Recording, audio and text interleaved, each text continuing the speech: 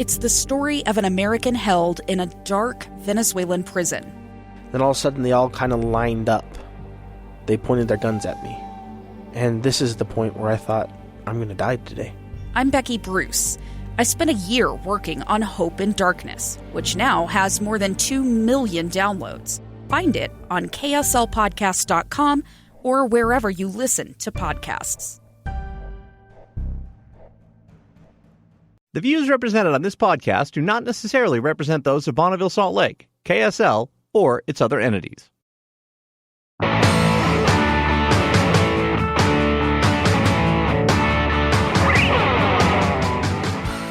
you're in RTech. How long were you there for? I was there for almost a year, and something really magical happened. I think was a really good positive on my journey. But it hurt really bad the way that it happened. So I still wasn't back with my family. I don't know if you guys caught on to that yet, but I still wasn't home with mom or dad, right? Right. And my aunt came to the RTech facility with my caseworker, and they had a meeting, and my mom was there. Well, apparently my mom had said she didn't want me. And then my aunt stepped in and said, we'll take her then, if you don't want her. And mind you guys, I wasn't a disruptive, disrespectful kid with my parents, right? I was the middle child that just did whatever I could to help, or I just wasn't there. It wasn't like I was hurting my mom or dad physically or mentally. You know, there was It sounds no. like you took a passive role in your family dynamic. But at 16, to have your mom say she doesn't want you. That literally was the hardest thing to ever hear from my aunt. And it still gets me a little emotional. I've accepted it, and I've done the work to bring forgiveness and let go of resentment, and I understand that. But it will never feel good to know that your parent doesn't want you. That's just something that I completely understand. It's not something that I'm ever going to feel good about, and that's fine. Have you ever spoken directly to your mom about that? Oh, yeah. We've talked. Yeah. I mean, I've talked till I'm blue in the face with my mom, and she's on her own path, and I'm on my own path, and we just agree upon that. We agree to disagree, right? Mm-hmm. And she has a lot of guilt and shame herself, to be honest. So your aunt takes you in then? Yep, my aunt and uncle. So my dad's brother and his wife adopted me, and I was right on track. I had straight A's in high school, quit using while I wasn't drinking. I was still smoking, though. Like, that was one thing that I, got back into pretty quickly. Cigarettes or weed? Cigarettes. And weed, maybe once or twice through high school. But I was pretty on it compared to where I was before. Sure. And I still kept my good grades until I met my ex-husband. And then there started a whole new journey of addiction. And so, wow. Yeah. It's I mean, we could sit here for days, you guys. What the feeling I'm getting in talking with you is, it's a lot of emotional and behavioral ups and downs in a very young life. Most the average kind of kid probably has a fairly steady progression up to about age 16 or 17. Mm-hmm. But it sounds like from a very young age you had huge ups and huge downs, and a lot of uncertainty, not knowing where you're going to be next or what's coming up ahead of you, going into state custody and out of it, and into foster care and out of it, into group homes and then out of it. Does that describe your experience roller coaster correctly? ride. Yeah. It was a roller coaster ride. So you meet your ex-husband. Yeah, and he had some addictions, which, just to say that I believe in the reflection method. I reflect my whole experience on earth inside of myself with people that I'm with, like in my relationships, friendships, my children, all of it. So he was just a reflection of me, and I was just in denial. He was doing ecstasy like crazy, and I would stay sober to make sure that he would live through whatever he was doing. And we ended up, we drank together. I never did ecstasy after, though. I will say that I never went back to pills and never, ever touched it again after that time that I OD'd. Never. But you were drinking. But I was drinking. And to be honest with you, I believe alcohol is what started my addiction. I don't believe that it was marijuana or, I believe it was alcohol. And it could have been cigarettes, because cigarettes cause an imbalance. So it could have started there. It could have started trauma. There's so many things that could really be the factor of my spinning wheel. But so how long were you married to this guy for? We were married for about 5 years. We were together a couple years before we got married. We have 4 kids together. We've been divorced for about 3 years now, and he's been in and out of, prison and jail because of an Adderall addiction. Adderall came into our lives, and it's not because of the Adderall. It's because he has a hard time focusing and sitting still, calming down his mind, and Adderall is what he chose to try and repair that. And it just doesn't work for him. He goes into psychosis all the time. On the podcast, we often talk about someone's rock bottom. It seems like you've driven over a rock bottom many times. But when did you admit that this is out of control? I got to do something different. So that happened a couple years ago. This was the beginning of my healing journey, was my rock bottom. And I almost killed myself with a 45. And that's what it took. And it took my ex-boyfriend at the time, who was a heroin addict, who was sober, but we were drinking together. He broke into my house and disrupted my kids, traumatized them. And then I went into a state of, I am the worst mother in the world.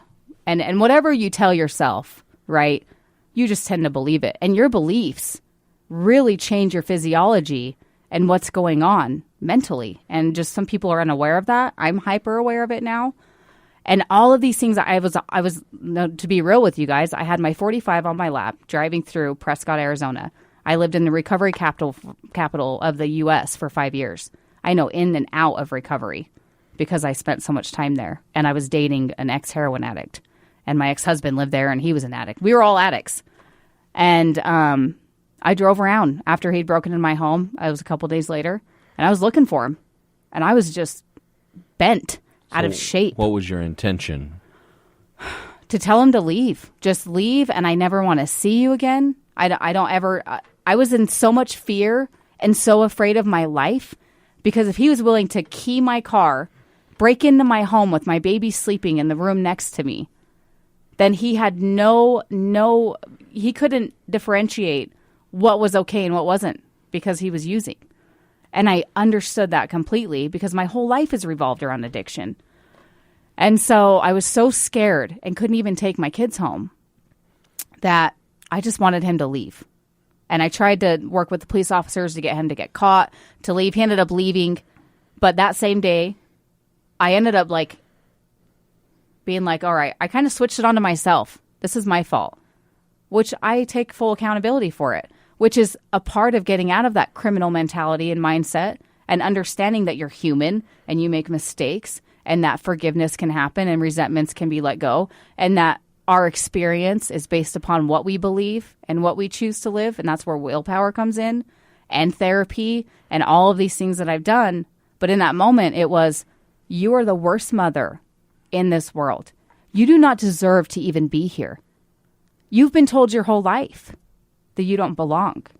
You've been told by your mom, your dad not being there, your siblings not showing up when you need it. You never had the support. This is the story that drove me up to the mountain. This story I was telling myself.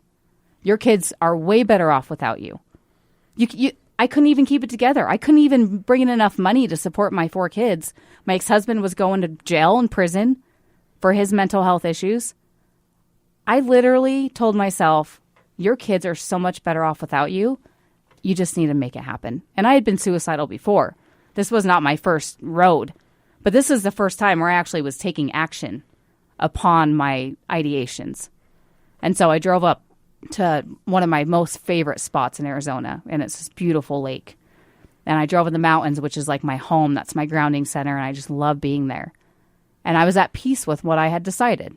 And I went and found some place off in the distance where I felt no one would find me, turned off my phone, didn't tell anybody what was going on, and I was ready to do it. And this is my rock bottom, because by the grace of God, the universe, higher power, whatever you believe in, it's a miracle I'm sitting here in front of you. Because it was ready, my gun was ready, hand was on the trigger, and some random man pulled up next to me in my car, and his dog hopped out. And the dog brushed his tail along my window as he was walking by, and it totally, something snapped. And I was like, out of it. Whatever I was in, I was currently out of. And I was like, just broke down in my car. And I just started apologizing to myself. Like, I'm so sorry for not showing up for you.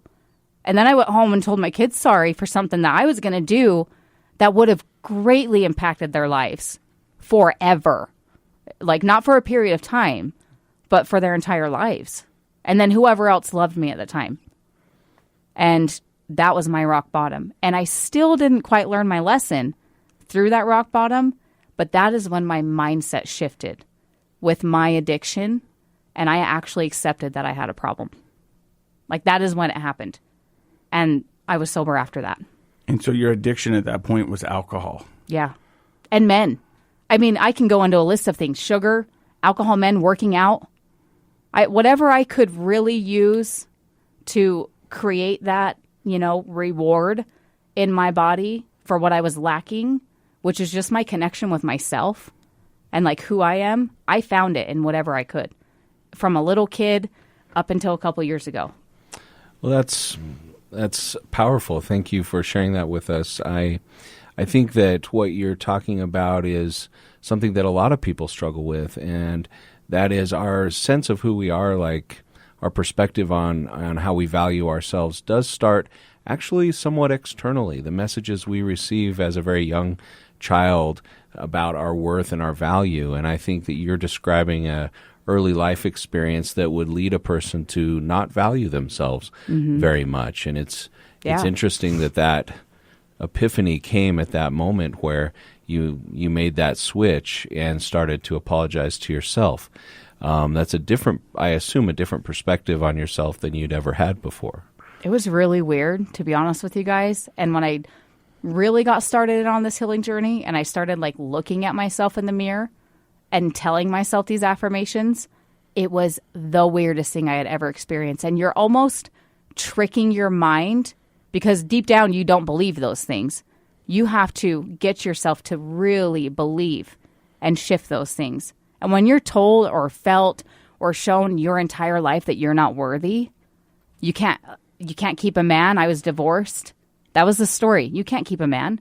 You're not good enough for good. My ex would tell me all the time, you're not good enough for a good man. You're never going to amount to anything.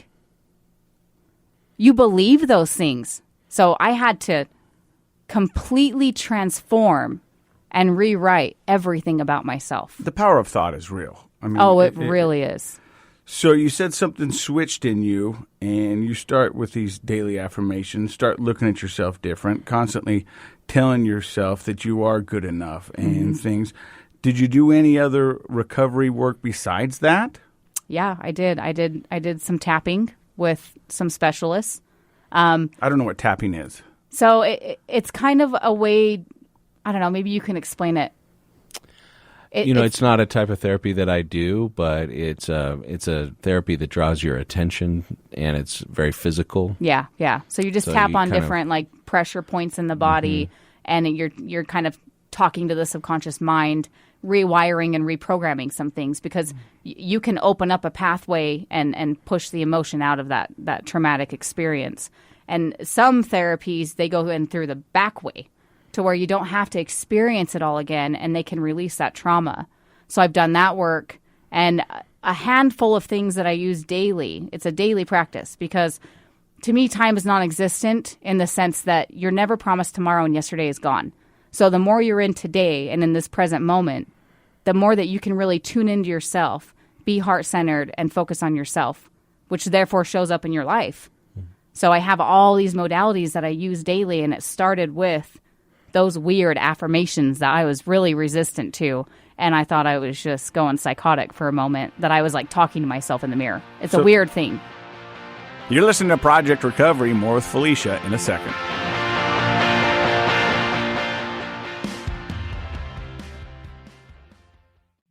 Two years ago, Americans watched in horror as a crisis unfolded at the Kabul airport. There's desperation and anguish. More than 80,000 Afghans have since arrived in America, but this story is still unfolding. I'm Andrea Smartin. In my new podcast, Stranger Becomes Neighbor, we'll find out what happens to these new arrivals in our communities.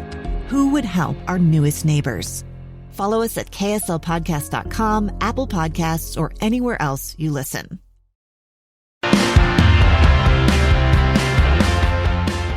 So this road to recovery for you began about 2.5 years ago. Yeah, after I did an adoption, which we haven't even talked about. But I ended up doing an open adoption. I got pregnant with a heroin addict, okay, who's now in prison. Yeah, crazy.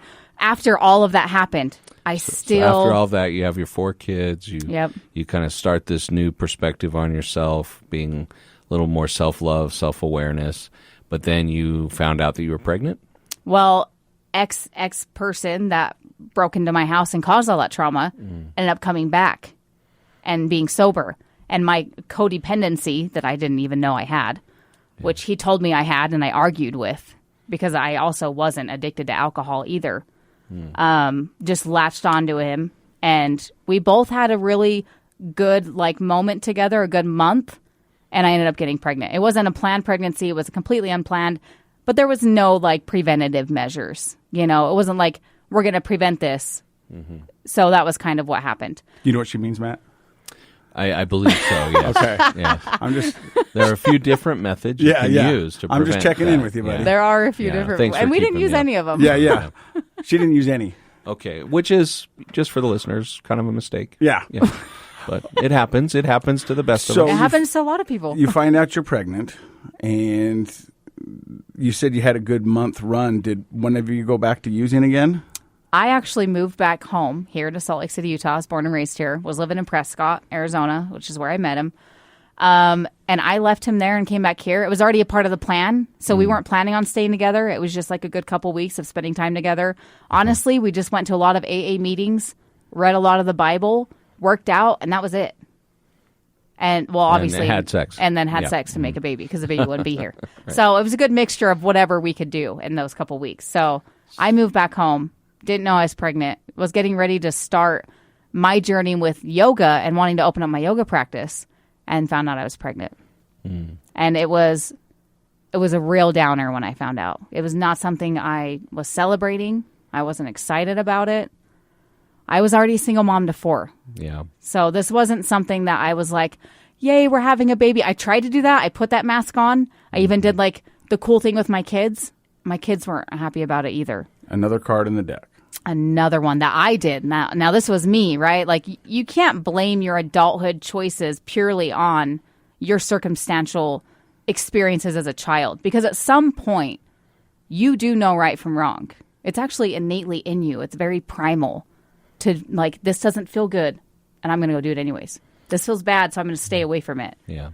And at some point, obviously our early life experiences definitely shape where we end up in adulthood, but at some point, in order to make changes, a person does have to take responsibility for making those changes in adulthood happen. And it sounds like you kind of learned that the hard way. Well, Yeah. an important part of my recovery is accountability. Yeah. You got to have that accountability. Yeah. Right. Have you ever seen the shirt, Everything's My Fault? No, but I want one. I'm going to buy you that. I'm going to buy it for you because it's a true statement. So the kids aren't happy, you're not happy, and you're pregnant, and you want to start a yoga studio. Where does it go from here? Well, this person came to Utah without me asking him to. We tried it to make it work for a couple months. He started using. I kicked him out. And probably about a month and a half after, I was working at the post office, 6 months pregnant, 5 months pregnant, night shifts just to get my kids their Christmas. Their dad was in jail or prison at the time. And I just had this message come to me, and it was adoption. And I was like, what? And it took me a long time, probably a week, which was a long time to me, to really accept why. And when I started really thinking about it and praying about it and asking for answers, it all showed up in front of me. The couple showed up to me that same week that was going to adopt this baby. I let him know, the father, we call him sperm donor. And I made the decision on my own. I didn't let him be a part of the decision making. I made the decision, met them 2 weeks later for dinner. They were the perfect fit. I only looked at one family. I went with my gut instinct. I knew that they were the one. We had lots of similarities between the two of us. Like my middle name was on their street address and my birth date was their home address. And like my son Jeremiah and Haley, their names were in their neighborhood. I mean, you couldn't get any more. Yes, you could not get any more clear signs, literally signs. And overall, you felt good about it. Yeah. Felt right. Yeah. I felt like this was what was best for baby Ty. His name's Tyler. And we call him baby Ty. I felt like it was not only what was best for him to have a mom and a dad and protection from sperm donor, but also to really help me and my 4 kids. And I've seen them go through this addiction and what it's done to them. And I've been through it as a child. So I was breaking the cycle. Yeah. This is how I'm going to break the cycle. I'm going to break it right here for this child and then for me and mine. And Christina and John are their name. They adopted baby Ty. They're the most amazing people I've ever met in my life. We are like a family. We spend time together. I go over to their house all the time. They come to mine all the time. We do dinner, holidays. It is the most beautiful thing I've ever experienced in life. Well, that's great that you know that's working for you. Yeah, and not a lot of people get that. So, like, they don't receive that through adoption. So I'm very blessed. I think in general, adoption is a wonderful choice and something that I'm very supportive of. But your situation sounds uniquely positive in the relationship you've been able to maintain with them. Yeah. So I want to kind of go to your Facebook message to me that said, you want to talk about the real recovery. Yeah. What does that mean to you? So I see a lot of the times, a lot of people that are doing things for recovery or doing things for recovery, quote unquote, talking about it, maybe having events for it, getting together and doing these really cool community things. But it takes probably a good 9 to 10 different modalities for people to truly recover. And it's a journey, right? There's no end game for recovery. It's just like your life here on earth. It's a journey. It's really not the end game for a lot of people unless you're religious. No offense. But there is no end game. It's about experiencing the journey. Mm-hmm. So for my journey, and this is what I speak on and what I focus on, is what can I do every single day as a daily method to prevent that from happening again? And how can I actually help prevent it in children? So I like to focus on preventative measures and then also all of these modalities that it takes to really stay sober. And it's really understanding neuroscience, biology, understanding environment, community, connection. But all of those all relate to some kind of reward in the body in some way. And I firmly believe that because I've experienced it myself, how I'm super hyper aware of reward systems so I can prevent me going to those things. Like sugar, for instance. A lot of people in recovery drink 3 to 4 cups of coffee in the morning, eat really poor diets, get really poor sleep, and they end up relapsing. Could there be a link there? Yeah, definitely. There is a big missing link in recovery, and it's nutrition. Nutrition is highly important, and in fact, you bring up a good point that sometimes through a person's, very honest efforts to recover from a particular substance, they may unwittingly develop addictions and dependencies on other substances. Swedish fish. Yeah, Swedish fish, right? Yeah, we were just talking about that. Mountain Dew. But we know that, like, it's almost cliche. People at AA in the past have developed a smoking addiction or a caffeine addiction, and so now there are a lot of AA meetings that are, tobacco-free, smoke-free, and trying to keep people from shifting from one addiction to another. Yeah. And so I think if I understand what you're saying is you take a holistic approach. Yeah. Would that be fair to say it that way? That things like nutrition, self-care in the sense of like sleep and exercise, those things are important in order to not relapse? Yeah, absolutely. I think it's one of the it's the most underutilized tool we have in recovery is just for everybody, even people that don't realize that they're addicted to something, right? Because I believe in that too. Yeah. I don't separate myself from the rest, right? There's no separation of someone who's in recovery and who isn't for me, because we all have these rewards in the body, and whether yours is Diet Mountain Dew and mine is cocaine, it's the same reaction in the body. People just don't know that yet. So Well, I mean, one is worse for you than the other. Absolutely. I mean, Well, one's illegal and one isn't. I think that one of the reasons I wanted to have you on the podcast is because you said, I would love the opportunity to share real ways to recover. Now, for me, and this is just me because I talk about my recovery and what I'm doing, any way for you to stay sober is a real way for me. Yeah. You know, I mean, whatever is working for you is working for you. And if it's working, then follow that. Yeah. You know, and I think that's why I wanted to do this podcast with Dr. Matt is that there's just not one size fits all for the addict. You know, whatever works for you, I want you to follow that. And I think with education and knowledge, we can find things that work better. But if, you know, drinking Mountain Dew keeps you from drinking alcohol, drink the Mountain Dew. Yeah, drink absolutely. the Mountain Dew. Well, you're always going to have choices.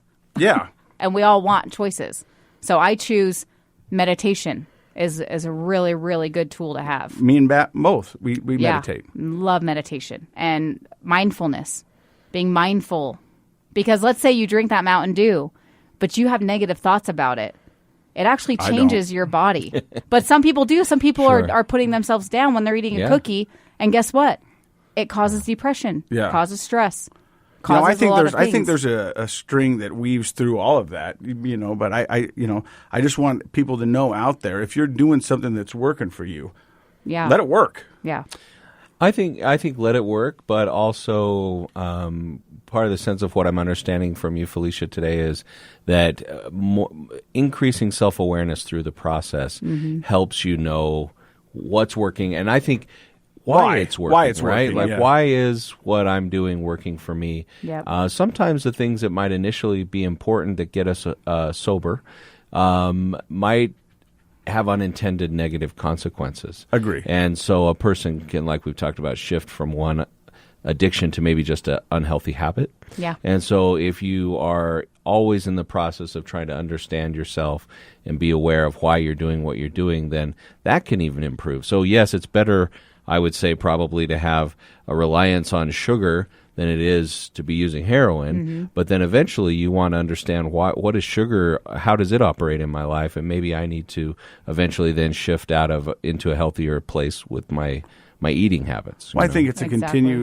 continuation of maintenance, which your recovery takes a certain amount of maintenance. I mean, you have to do things. Yeah. And then the other part of that is education. And I think that's what you're talking about, Felicia, is that, you know, the more you know why it works is going to help you out in the long run.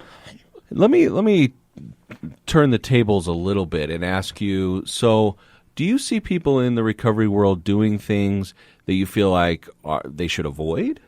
I mean, are there things out there where you go, oh, I would advise against that?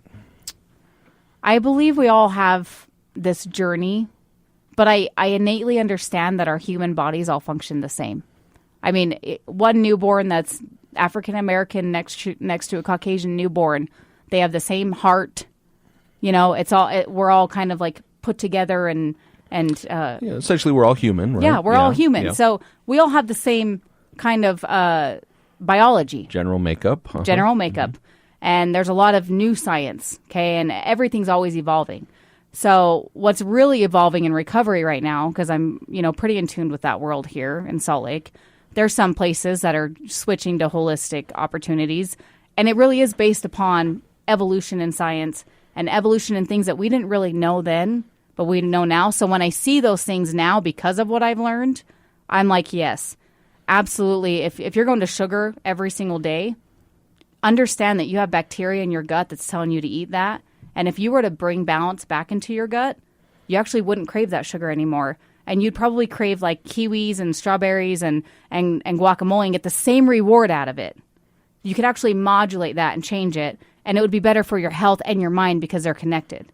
So if you think about that connection, if you want to have a good mindset and good mood state and not go to alcohol and drugs, there's ways that you can actually balance that back out in your body. And we won't get into pharmaceuticals and any of those things because that's not really what I tend to focus on. I want to focus more on what are we eating, putting into our bodies? What is it affecting in our bodies as far as our mood state, how we feel, how it shapes our reality, and then also physically how it changes us. and could cause us to go back down a bad path. And I've kind of seen it. I've witnessed it with people who are close to me. I've went through it myself. And the more natural and holistic I get within my own body with meditation, mindfulness, supplementation, food, physical activity, the better I feel. And I'm not actually trying to fill those voids anymore with sugar and unhealthy relationships. Well, I think it sounds like what you're doing is kind of getting back to, healthy things that are healthy for your mind and body. Yeah. And that's kind of my focus. You grew up in an environment that really was void of those things. You weren't eating healthy. You had a chaotic life, so you weren't resting well. You weren't feeding your mind as a child, I assume, with books and other things in the same way that maybe you want your kids today to be able to be mentally fed. And, of course, then there were the real addictions of alcohol and drugs that were present. And then, so, yeah, I think for sure, I think one of the big differences in addiction recovery today versus even 20 years ago, when I started, graduate work and things, is the holistic approach. You've mentioned science several times, and we've talked on this show about things like, we now have technology that can measure brain change through the course of things like cognitive therapy, meditation, and how important those are in mental health generally and in addiction recovery specifically. Do you have any experience with traditional things like 12-step programs? Do you have feelings or thoughts about that sort of recovery modality? Yeah, I think the 12-step has a lot of hidden meanings that people may not realize. We all know about the higher power and the connection to that. We're all connected is my belief. And when you're in a 12-step program, you actually get that sense of community. And that is so important. I mean, there are studies that show that loneliness is up 300%, and it is a big factor of mental health. And I would say addiction, too, because I believe they go hand in hand. Sure. So the 12-step gives you a sense of responsibility, accountability. It gives you a sense of community, which is so important for us. So I believe in the 12-step. I've worked a little bit of it. I don't think I've ever really completed the 12-step, to be honest. But I have a lot of close friends that do the 12-step and really believe on it. And I have a deep belief with that program because of what it's really doing for people. Now, in the recovery world, a big part of it, for me anyways, is giving back. And how are you giving back? Oh, I love service. So service is probably the most important thing, and it's the most natural thing that I do in my life. We have 7 kids in our home. My boyfriend has 3. I have the 4. And I serve in many ways. So I serve my family. But when I think about service, I think about how am I serving myself first, which a lot of people think is super selfish. They're like, what about everybody else? And it's like, well, this is my theory, and this is just my theory and what I believe. If we each spend a good 30 minutes a day when we first wake up, filling up our own cup, how much more could we serve others? And I was raised in this culture, and a lot of people were in my era, where the parents worked really hard, they provided, and they went to bed, and maybe they were supportive of what you were doing, or they were really supportive of it, but when did they ever put themselves first? It was really rare. And another thing that I realized through my mission and what I'm doing is we were all taught about physical health growing up, but none of us were taught about mental health growing up. The majority of people I know, they have no idea what mental health is. Well, your mental health is just like physical health. You have to take care of it every day. So how I serve, I take care of myself first every day. When I wake up, I have a routine. I eat, I meditate. I do all of these things that you would think you wouldn't have time for when 7 kids are in your home. But that's how I can have 7 kids in my home, is because I make time for myself. I love myself so much, and now I can serve more people. So I serve people by teaching them that. So it's the foundation analogy that we often use in therapy, which is if your foundation is strong, you can build a lot on top of it. If your foundation is sinking or sagging or cracking, then pretty soon you're not able to support much in life. So absolutely, self-care, self-awareness, if you do that every day, then you have more strength and ability to give to others. Yeah. Felicia, thank you so much for stopping by and sharing your story. There were so many moments that I just couldn't believe that one person could have so many things happen to them. And to see you here, sitting here, smiling and sharing your story and your love, I mean, you just radiate, just happiness right now. And that makes my heart so happy to see that. Thank you so much. Thanks for stopping by. Dr. Matt? Well, I mean, this is encouraging to me in what I do to talk with people like you, where you can, like Casey's saying, feel the change that's come about in your life. Those first couple decades of your life were pretty rough, but obviously you are taking control in a healthy way, and the rest of the decades of your life, I think, are, like you said, are going to be magical. Now you're in a position of understanding what it's like to be on the other side, and now your foundation is strong, and you can give back to other people, starting with your family, and I think that radiates out into all the other areas of your life. So I mean, it's encouraging because sometimes I'll joke around and say, man, maybe I should have been a dentist, because not only would I have a boat and a cabin, but there's you fill the tooth and then the person leaves, it's fixed. Yeah. And in mental health and in addiction and recovery, you never can quite tell. You work together with somebody for long periods of time, and it's a slow process of change. But when you get to visit with somebody like Felicia and you see that change really having taken hold in a person's life, it's wonderful. I feel like real boosted from being able to talk with you today. So I appreciate that. I love it, and I think you've broken the cycle. I did. I broke the cycle. Thank you. That's going to be the name of my podcast, because I've been wanting to start one. Oh, great. Another podcast. I'm going to interview you guys on my podcast. Yeah. The more the merrier. I love it. Hey, thank you for listening to Project Recovery today. If you know somebody who needs some help, have them do what I did. Give Pinnacle Recovery Center a call. Project Recovery, it's a KSL podcast.